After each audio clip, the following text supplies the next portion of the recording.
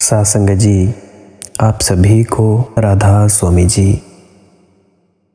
सवाल है कि अगर हम बच्चे को न बताएं कि कौन तुम्हारा पिता है, कौन तुम्हारी माँ है, तो क्या होगा। अभी इस सवाल का जवाब दूंगा। उससे पहले पिछले सत्संग में हमने बात की थी कि धर्म क्या नहीं है। उससे पिछले सत्संग में हमने बात की थी कि अपने अंदर के डरों को मुक्त कैसे किया जाए। अगर आपने ये सत्संग नहीं सुने हैं तो कृपया इसी चैनल पे पीछे जाकर वीडियोस में देख लें। तो चलिए शुरू करते हैं। देखिए, इस दुनिया में कौन हमारी माँ है, कौन पिता है, कौन बच्चे हैं, ये सभी काम चलाऊ बातें हैं। अगर एक बच्चे को बचपन से ही उसका झूठा पिता बता दिया जाए कि वह तुम्हारा पिता है, तो उससे भी काम चल जाएगा। इससे कोई फर्क नहीं पड़ता है, जीवन भर काम चल सकता है। ऐसे तो कौन किसका पिता है, सारी बातें काम चलाऊ हैं। बुद्ध की एक कहानी सुनाऊं तो आप इससे और ज़्यादा अच्छे से समझेंगे। बुद्ध 12 वर्षों के बाद अपने घर वापस लौटे थे तो उनके पिता बहुत ही ज़्यादा गुस्से में थे।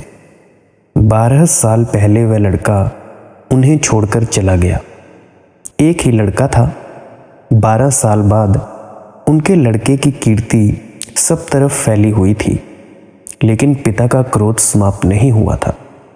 दूर दूर से खबरें आने लगी थीं कि उनका लड़का कुछ और हो गया है, ज्योतिर्मयी हो गया है, प्रबुद्ध हो गया है।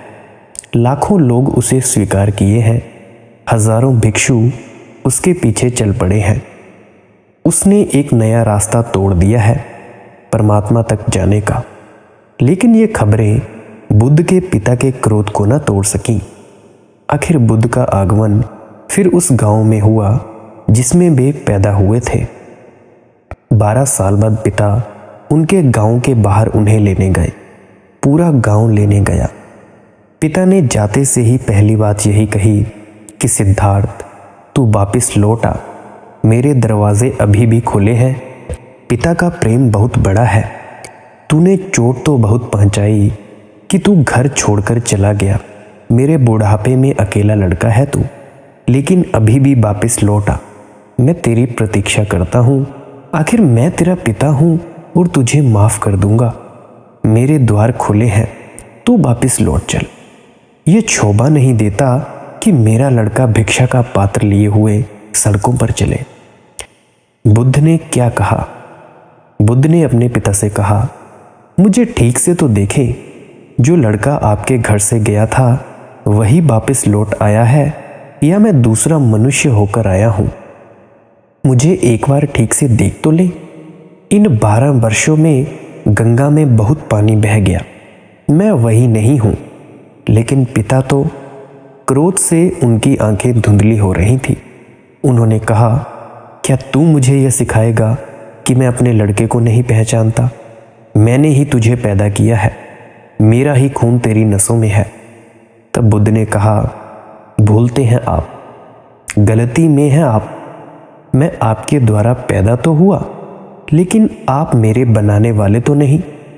मैं आपके रास्ते से दुनिया में तो आया, लेकिन रास्ता निर्माता नहीं होता है।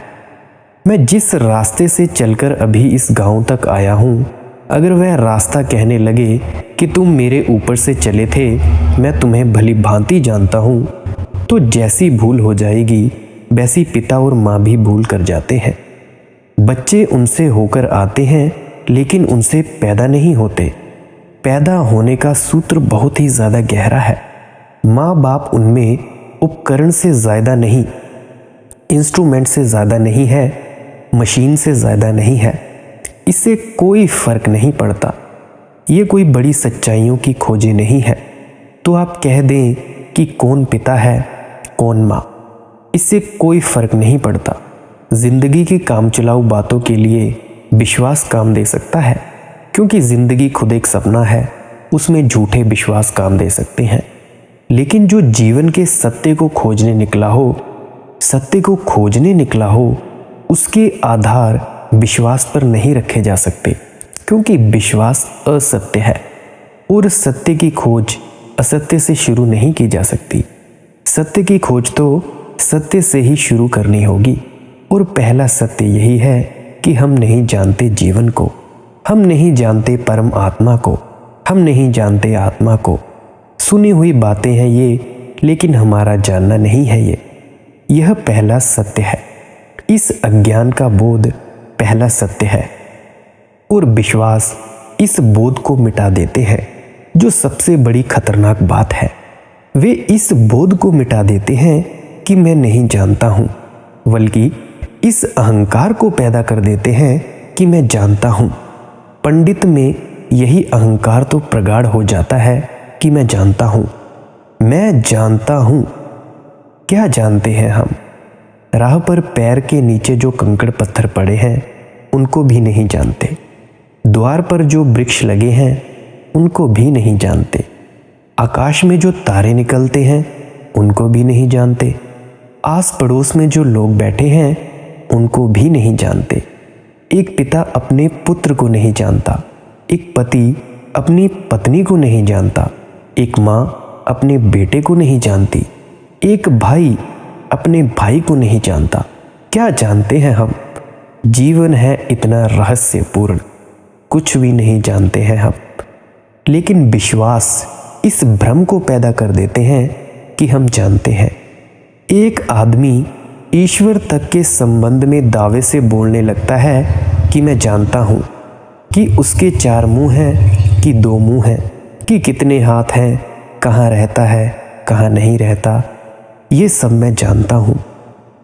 एक पत्थर को भी हम जानते नहीं, एक पत्ते को भी हम जानते नहीं, हवा के एक झोंके को भी हम जानते नहीं।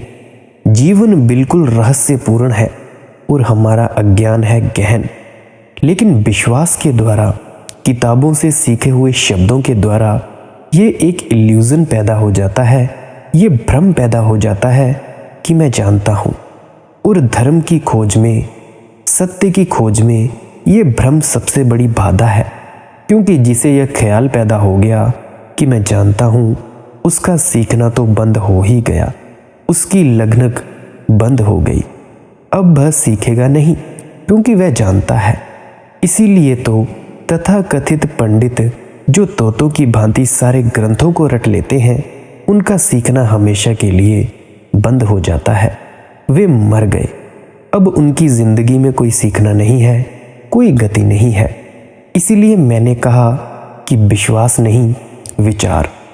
विचार करेगा मुक्त, खोलेगा द्वार, सीखने के द्वार खोल देगा, रास्ते उन्मुक्त करेगा, इस अहंकार को तोड़ देगा कि मैं जानता हूँ, और इस विनम्रता को, इस ह्यूमिलिटी को पैदा करेगा कि मैं नहीं जानता हूँ।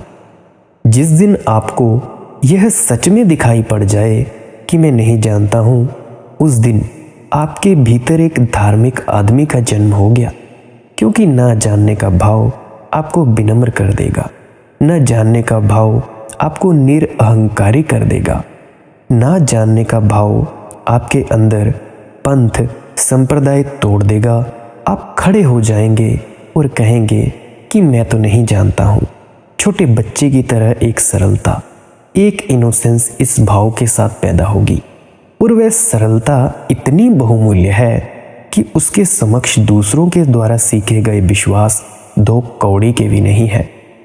उस निर्दोष स्थिति में ही, उस इनोसेंस में ही जीवन सत्य की तरफ आंखें उठ सकती हैं। इसीलिए मैंने कहा कि विश्वास नहीं, विचार। अब हम अगले प्रश्न की तरफ बढ़ते हैं। एक मित्र ने पूछा है कि अगर श्रद्धा नहीं, तब तो भक्ति के लिए कोई भी जगह नहीं रह जाएगी। एक और मित्र ने अगस्तीन का एक उदाहरण दिया है और पूछा है, अगस्तीन ने कहा है, श्रद्धा का अर्थ है उन चीज़ों में विश्वास जो दिखाई नहीं पड़ती, और जो आदमी ऐसा विश्वास कर लेता है, परिणाम में उसे वे चीज़ें फिर दिखाई देने लग पड़ती हैं जो कि पहले दिखाई नहीं पड़ती थी। और भी 2-3 प्रश्न इस तरह श्रद्धा और भक्ति के लिए पूछे गए हैं। सबसे पहली बात, तो मैं आपसे कहना चाहूँ, ये अगस्तीन का वाक्य बहुत सही है, लेकिन उस अर्थों में नहीं जिसमें अगस्तीन ने कहा होगा, बल्कि और दूसरे अर्थों में। निश्चित ही जो चीज़ें नहीं दिखाई पड़ती उनमें अगर विश्वास कर लें तो धीरे धीरे वे दिखाई पड़ने लग सकती हैं, लेकिन दिखाई पड़ने से ये मत समझ लेना कि वे हैं। आपके विश्वास ने ये भ्रम पैदा किया है उनके दिखाई पड़ने में। वे चित्त के प्रोजेक्शन हैं, खुद मन की ही कल्पनाएं हैं। ज़रूर दिखाई पड़ने लगेंगी विश्वास करने से, लेकिन दिखाई पड़ने से ये मत सोच लेना कि वे हैं। वे विश्वास के द्वारा पैदा हो गई। वे बाहर पैदा नहीं हो गई हैं, केवल तुम्हारे दिल में ही पैदा हो गई हैं। थोड़ा इस बात को समझें तो ख्याल में आ सकती है ये बात। जो लोग बहुत भाव प्रवण हैं, बहुत ही ज़्यादा इमोशनल हैं, उन्हें इस तरह की चीज़ें देख लेना बहुत आसान है। जो लोग चित्त से बहुत कमज़ोर हैं, उन्हें भी इस तरह की चीज़ें देख लेना बहुत ही ज़्यादा आसान है। चित्त जितना कमज़ोर हो उतनी कल्पनाओं को साकार रूप में देख लेना आसान है। दुनिया के कवि, चित्रकार या इस तरह के भाव प्रवण लोग ऐसी चीज़ें देखते रहते हैं जो आपको बिल्कुल दिखाई नहीं पड़ती। लियो टॉल्स्टॉय का नाम आपने सुना होगा। रूस के बड़े विचारशील लेखकों में से एक, बहुत भाव प्रवण। एक रात वोल्गा के किनारे 2 बजे रात अंधेरे में पुलिस के द्वारा टॉल्स्टॉय पकड़ा गया। वोल्गा के ऊपर एक ब्रिज पर हमेशा खतरा रहता था। वह आत्महत्या करने वालों का अड्डा था। वहाँ निराश और दुखी लोग जाकर कूद जाते और आत्महत्या कर लेते। तो वहाँ एक पुलिस के सिपाही का हमेशा पहरा रहता था। रात थी आधी। टॉल्स्टॉय वहाँ घूमता हुआ देखा गया। उस पुलिस के आदमी ने 2-4 बार देखा, फिर वह आया। उसने टॉल्स्टॉय के कंधे पर हाथ रखा और कहा कि महानुभाव, इरादे ठीक नहीं मालूम पड़ते तुम्हारे। यहाँ किस लिए इतनी रात को आप मौजूद हैं?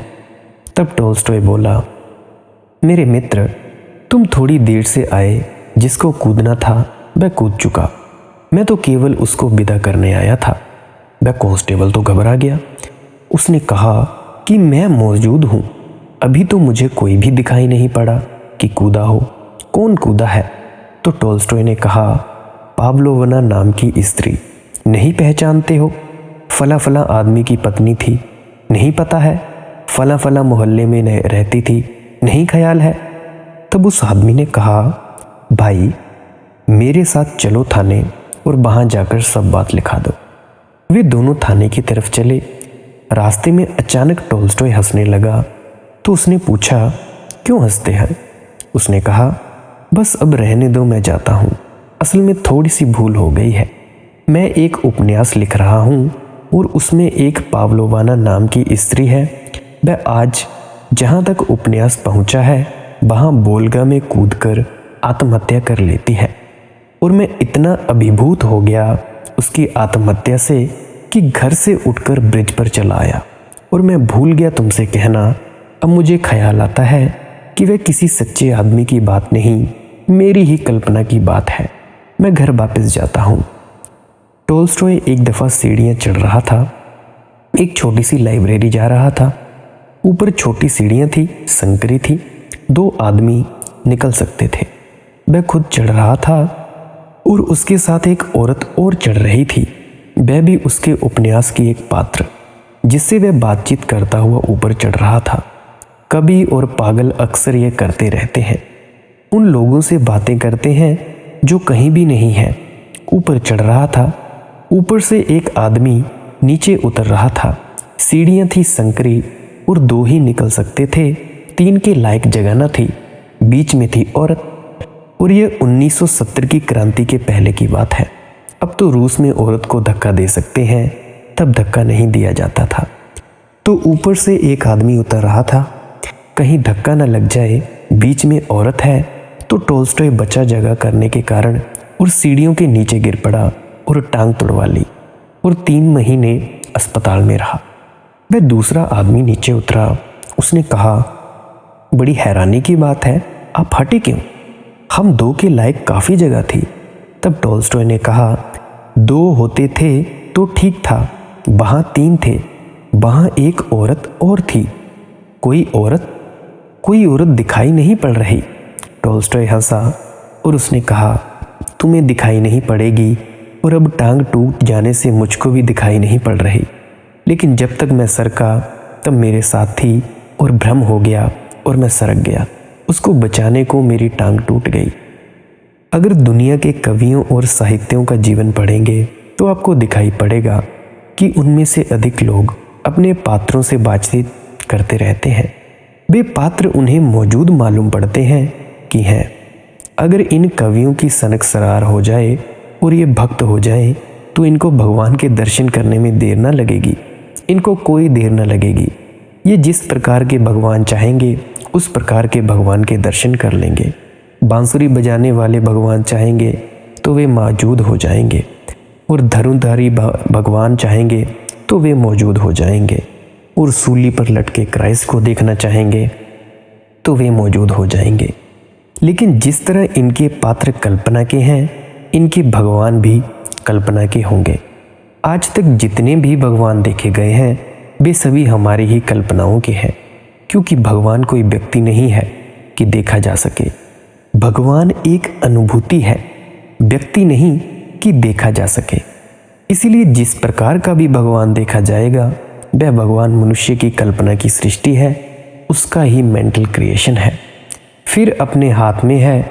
मुरली बालों को देखना हो तो उन्हें देखें, धनुर्धारी को देखना हो तो उन्हें देखें, और चतुर्मुखी भगवान को देखना हो तो उन्हें देखें। और नीग्रो देखता है जिस भगवान के उसके होंठ नीग्रो जैसे होते हैं और बाल नीग्रो जैसे होते हैं। और चीनी देखता है जिस भगवान को उसकी हड्डियां उभरी हुई होती हैं और रंग पीला होता है। और हिंदू जिस भगवान को देखता है वह भारतीय शक्ल में होता है। और दुनिया में जो अपने भगवान को देखना चाहता है अपनी शक्ल में देख लेता है। अगर गधे और घोड़े भी भगवान को देखते होंगे तो अपनी शक्ल में ही देखते होंगे, आदमी की शक्ल में नहीं। अगर पशु पक्षी भगवान को देखते होंगे तो अपनी शक्ल में ही देखते होंगे, आपकी शक्ल में नहीं। हमारी कल्पनाएं, हमारा रूप, हमारा निर्मित है ये भगवान, जिसको हम श्रद्धा और भक्ति में देख लेते हैं। ये कोई साक्षात नहीं है सत्य का। सच्चाई ये है कि जब तक कुछ भी दिखाई पड़ता है चित्त में तब तक मन काम कर रहा है।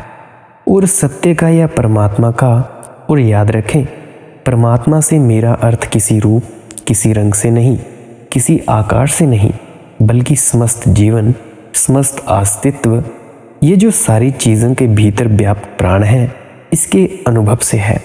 इसका कोई दर्शन नहीं हो सकता, इसका केवल अनुभव ही हो सकता है। एक आदमी को प्रेम का अनुभव हो सकता है, लेकिन कोई आदमी आकर सूरत में खबर करे कि आज रात मुझे प्रेम का दर्शन हुआ है तो गड़बड़ बात हो गई। प्रेम के दर्शन का क्या मतलब? प्रेम कोई आदमी है जिसका दर्शन हो जाएगा, कोई वस्तु है जिसके दर्शन हो जाएंगे। प्रेम का अनुभव हो सकता है, दर्शन नहीं। प्रेम एक जीवंत अनुभूति है, एक एक्सपीरियंस है। परमात्मा और भी गहरी अनुभूति है। परमात्मा का भी दर्शन नहीं हो सकता, अनुभव नहीं हो सकता। परमात्मा दिखाई नहीं पड़ सकता, लेकिन परमात्मा को जाना जा सकता है। और जानने का रास्ता ये नहीं है कि आप कोई कल्पना करें। जानने का रास्ता ये है कि सब कल्पनाएं छोड़ दें और शून्य हो जाएं। जब तक कोई कल्पना है तब तक उस कल्पना को जानने की कोशिश रहे, चेष्टा, भ्रम, तो वह कल्पना जानी जा सकती है। और उसको जानने के उपाय हैं, कल्पना जानने के उपाय हैं। सारी दुनिया के बहुत बड़ा धार्मिक लोगों का हिस्सा, साधु संतों का हिस्सा गांजा, अफीम, चरस पीता रहा है। अभी अमेरिका में मेस्कलीन और लैक्टिक एसिड की हवा है, और उसको पीने वाले हक्सले ने कहा, उसका इंजेक्शन लगवाने वाले लोगों ने कहा कि जो कबीर को, मीरा को जो अनुभव हुए होंगे वे हमको मेस्कलीन का इंजेक्शन लगाने से होते हैं। हमको भगवान दिखाई पड़ता है। अगर हिंदू को मेस्कलीन का इंजेक्शन लगा दें तो कृष्ण दिखाई पड़ जाएंगे, और क्रिश्चियन को लगा दें तो क्राइस्ट दिखाई पड़ने लग पड़ेंगे। जो कल्पना भीतर बैठी है नशे की हालत में और जल्दी साकार हो जाती है। इसीलिए दुनिया भर में साधु नशा करते हैं। ये आकस्मिक नहीं है, ये एक्सीडेंटल नहीं है। कल्पना को बल देने में नशा बड़ा सहयोगी है। जो लोग नशा नहीं करते रहे वे लोग उपवास करते रहे हैं। और ये बात जान लेना ज़रूरी है, दो ही तरह के वर्ग है दुनिया में साधुओं के, या तो नशा करने वाला या उपवास व्रत करने वाला। और आप हैरान होंगे, जो काम नशे से होता है वही व्रत या उपवास करने से भी हो जाता है। नशे से कुछ मादक द्रव्य शरीर में पहुंच जाते हैं जो चित्त के होश को कम कर देते हैं। होश कम हो जाता है तो कल्पना जल्दी से साकार होने लगती है। बेहोशी में कल्पना साफ दिखाई देने लग पड़ती है। बेहोशी में विचार बिल्कुल नहीं रह जाता, इसीलिए ख्याल भी नहीं उठता कि मैं जो देख रहा हूँ ये सच है या झूठ। ये विचार भी पैदा नहीं होता, जो दिखता है सच मालूम होता है। सपने में रोज़ आप देखते हैं, सपना कभी आपके सपने के भीतर झूठ मालूम पड़ता है। कभी आपको ऐसा लगा कि ये मैं सपना देख रहा हूँ, ये झूठ है। जागने पर लगता होगा, लेकिन सपने के भीतर सभी सच्चे मालूम पड़ते हैं, क्योंकि विचार नहीं होता निद्रा में। इसलिए जो दिखाई पड़ता है सच मालूम पड़ता है। विचार पूछता है कि जो है वह सच है या झूठ, और विचार ना हो तो पूछने वाले कोई चीज़ आपके भीतर ना रहेगी, फिर जो है वह सच है। नींद में आपका विचार सोया हुआ है, तो जो भी सपना दिखाई पड़ता है वह मालूम होता है सच है। जागने पर जब विचार जग जाता है तब यह शक पैदा हो जाता है कि अरे ये सपना झूठ था, लेकिन सपने में कभी सपना झूठा नहीं होता। ऐसे ही नशे के भीतर कभी नशे में दिखाई पड़ने वाली चीज़ें झूठी नहीं होती। नशे के द्वारा कल्पना तीव्र हो जाती है, विचार मंदा हो जाता है। तो जो सपने की स्थिति होती है वह वास्तविक जागते हुए हो जाती है। उपवास से भी व्रत से भी यही हो जाता है। उपवास से शरीर की शक्ति क्षीण हो जाती है। आपको गहरा बुखार आया हो और बहुत दिन खाना न मिला हो तो आपको पता होगा कैसी कैसी कल्पनाएं दिखाई देने लग पड़ती हैं। आपकी खाट आसमान में उड़ती हुई मालूम पड़ती हैं। देवतागण हवा में घूमते हुए दिखाई पड़ते हैं। भूत प्रेत छायाओं में दिखाई देने पड़ते हैं। शरीर हो जाता है कमज़ोर, चित्त हो जाता है कमज़ोर। कमज़ोर चित्त फिर विचार करने में असमर्थ हो जाता है। जो है वह सच है या झूठ, फिर कल्पना साकार हो जाती है। तो अगर 30 वर्ष तक कोई किसी भगवान के रूप को बनाकर जपता रहे, आंखें बंद करके भगवान को देखता रहे, नशा करे, उपवास करे, रोए धोए, छाती पीटे, नाचे गाए, तो 10-20 वर्षों में अगर ये भगवान दिखाई पड़ने लगे तो ये मत समझ लेना कि ये भगवान है, इसीलिए दिखाई पड़ते हैं। ये आदमी बड़ा मेहनती है, इसने भगवान पैदा कर लिए। ये इसका भ्रम है, ये इसकी कल्पना को दिया गया बल है, सारे चित्त को लगाई गई चेष्टा है। इसमें कहीं कोई भगवान नहीं है। और इसीलिए ये भी हो सकता है कि अगर तुलसीदास को, मीरा को और अगस्तीन को, तीनों को इस कमरे में रात बंद कर दिया जाए, जहाँ पे भी अगर मैं कहूँ तो अगस्तीन को ना राम दिखाई पड़ेंगे ना कृष्ण, दिखाई पड़ेंगे उसे क्राइस्ट यीशु मसीह। मीरा को ना क्राइस्ट दिखाई पड़ेंगे ना राम, उसे दिखाई पड़ेंगे कृष्ण। तुलसीदास को ना दिखाई पड़ेंगे क्राइस्ट, ना दिखाई पड़ेंगे कृष्ण, दिखाई पड़ेंगे राम। उसी एक कमरे में तीनों को 3 भगवान दिखाई पड़ेंगे और बाकी के 2 भगवान दिखाई नहीं पड़ेंगे। और सुबह वे विवाद करेंगे आपस में कि तुम्हारे भगवान तो थे ही नहीं, मेरे ही भगवान थे। जो जिसने निर्मित कर लिया है वही दिखाई पड़ सकता है। आज तक धर्म के नाम पर बहुत तरह की कल्पनाएं प्रचलित रही हैं और उन कल्पनाओं को अनुभव करने वाले लोग निश्चित इस ख्याल में पड़ जाते हैं कि जो अनुभव हुआ वह सत्य का अनुभव है और उनको कोई कसूर भी नहीं देता। जहाँ तक उनका संबंध है, वे जो जानते हैं उनको बिल्कुल ठीक मालूम पड़ता है, उसमें उनका कोई कसूर भी नहीं। कसूर है तो एक कि वे उस विचार की फैकल्टी को सुला देते हैं जो निर्णय कर सकती थी कि जो है वह सच है या झूठ। विश्वास इसीलिए इतनी जोर से थोपा जाता है ताकि आपके भीतर का विचार सो जाए। अगर विचार भीतर है तो फिर इस तरह की कल्पनाओं को अनुभव करना संभव नहीं है। इसीलिए विचार की हत्या की कोशिश की जाती है। जब विचार मर जाता है, सपने देखना आसान हो जाता है और उन सपनों में आनंद भी मिलेगा, आनंद भी आएगा, क्योंकि वे सपने खुद के द्वारा ही बनाए गए हैं। इसीलिए दुखद नहीं हो सकते, सुखद ही होंगे। और भगवान का दर्शन हो गया है, ये बड़े आनंद की बात है। इससे अहंकार की इतनी बड़ी तृप्ति होती है जितनी किसी और चीज़ से नहीं होती। मुझे भगवान का दर्शन हो गया, मैंने भगवान को पा लिया, मैं भगवान को जानने वाला हूँ और कोई भी नहीं। इसीलिए इस भगवान को जानने वाले लोगों से अगर पूछें कि वह दूसरा आदमी भी कहता है कि मैं भगवान को जानने वाला हूँ, वे हंसेंगे, वे कहेंगे गलती कहता है, जानने वाला तो मैं हूँ और कोई नहीं जानने वाला है। इसीलिए तो दुनिया भर के साधु संत लड़ते हैं आपस में कि मैं जानने वाला हूँ, दूसरा जानने वाला नहीं है। एक सच्चा संत साधु कभी नहीं लड़ता है, वो केवल यही कहता है कि जो मैंने जाना है, मैंने पाया है, वो आप भी पा सकते हो। अगर दुनिया कभी अच्छी हुई तो इस तरह के मस्तिष्क का इलाज होना चाहिए। ये मस्तिष्क विकृत है, ये मस्तिष्क स्वस्थ नहीं है, तो ना तो श्रद्धा और ना भक्ति कहीं ले जा सकती है। ले जाता है सिर्फ ज्ञान। ज्ञान मिलता है अंदर से, कोई और मार्ग नहीं है। और सारे मार्ग सिर्फ दिखाई देने वाले मार्ग हैं। ज्ञान के अतिरिक्त, जागरण के अतिरिक्त, स्वयं की चेतना के पूरी तरह विकसित होने के अतिरिक्त और कोई मार्ग नहीं है। बाकी मार्ग सिर्फ दिखाई पड़ते हैं, सिर्फ दिखाई पड़ते हैं, है नहीं। और वे दिखाई पड़ने वाले मार्ग आसान है, क्योंकि उन पर चलना नहीं होता, केवल सपना देखना होता है, केवल कल्पना करनी होती है। ज्ञान का मार्ग कठिन दिखाई पड़ता है, क्योंकि उस पर चलना होता है, जीवन को बदलना होता है, अग्नि से गुजरना होता है, प्राण को काट काट कर विकसित करना होता है भीतर किसी चेतना को। ना तो नींद काम दे सकती है, ना नशा, ना कोई सपने काम दे सकते हैं। इसीलिए श्रद्धा के छूटने से अगर भक्ति छूटती हो तो बहुत अच्छा, वे दोनों जुड़े हैं। वह एक ही चीज़ का विकास है। विश्वास और श्रद्धा जाएगा तो भक्ति के खड़े होने के लिए कोई जगह नहीं है। नींद चली जाए तो सपने के खड़े होने को कोई जगह नहीं रह जाती।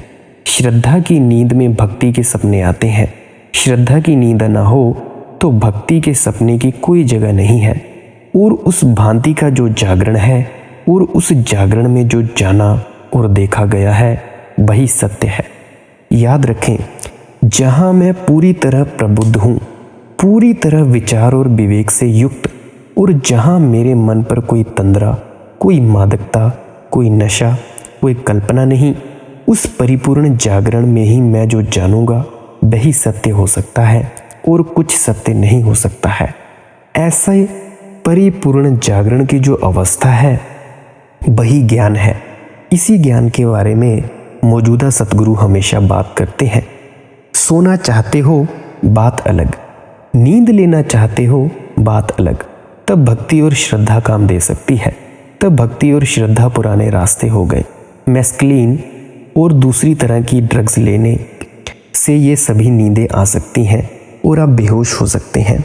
और भी तरह तरह के नशे हैं जो काम दे सकते हैं। नशा करें, सपने देखें, लेकिन सपनों से कोई जीवन नहीं बदलता, सपनों से कोई क्रांति नहीं आती, सपनों से कोई भीतर बुनियादी फर्क नहीं पड़ता। आप बही के बही आदमी बने रहते हैं। यह जो चित्त का परिपूर्ण क्रांति है, टोटल माइंडफुलनेस है, पूरी बदलाहट जो है, वह बदलाहट तो सिर्फ जागरण से होती है, जागृत अवस्था से होती है। और उस जागरण का प्राथमिक सूत्र है विवेक और शत्रु है विश्वास। इसीलिए विश्वास नहीं विवेक, निद्रा नहीं जागरण, बेहोशी नहीं होश, ये जितने विकसित होंगे उतना जीवन सत्य के निकट पहुंचना आसान हो जाता है। मैंने आपके सामने कुछ 2-4 बातें कही। मेरी बातों को मानना नहीं है, बस इन बातों को अपने विचार में लाना है और सोचना है। हो सकता है मैं गलत हूँ, हो सकता है मैं ठीक हूँ, पर इन सबसे मेरा एक काम ये है कि आप में सोच विचार की ताकत जमे, और जैसे ही वो पैदा हो तब आप सही और गलत में फ़र्क कर पाएंगे, और तब जो ज्ञान होगा वो आपका असल ज्ञान होगा। आपने इतनी देर मेरी बातों को सुना, इसके लिए बहुत अनुग्रहित हूँ। अंत में आपके भीतर बैठे परमात्मा को प्रणाम करता हूँ। राधा स्वामी जी।